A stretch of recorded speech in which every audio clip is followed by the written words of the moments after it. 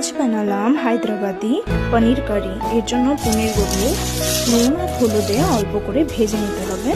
ভেজে নেওয়ার পর তেলের মধ্যে পেঁয়াজ, আদা, রসুন, লঙ্কা দিয়ে 2-3 মিনিট নেড়ে এর মধ্যে পুদিনা পাতা, ধনে পাতা, পালং শাক দিয়ে ভালো করে নেড়ে চেড়ে ভেজে নিতে হবে।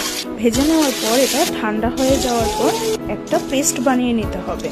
তারপর তেলের মধ্যে জিরে, দারচিনি, এলাচ, শুকনো লঙ্কা দিয়ে সেই পেস্টটা ঢেলে দিতে হবে। ঢেলে দেওয়ার পর দইয়ের মধ্যে জিরে, ধনে, হলুদ, নুন, গোলমরিচ, গরম মশলা দিয়ে মিশিয়ে ওই পেস্টটার মধ্যে ঢেলে দিয়ে ভালো করে কষিয়ে নিতে হবে যতক্ষণ না অয়েলটা সেপারেট না হয়। তারপর গরম জল দিয়ে কিছুক্ষণ ঢেকে এর মধ্যে কাসুরি মেথি আর সেই ভেজে রাখা পনিরগুলো দিয়ে ঢেকে দিতে হবে।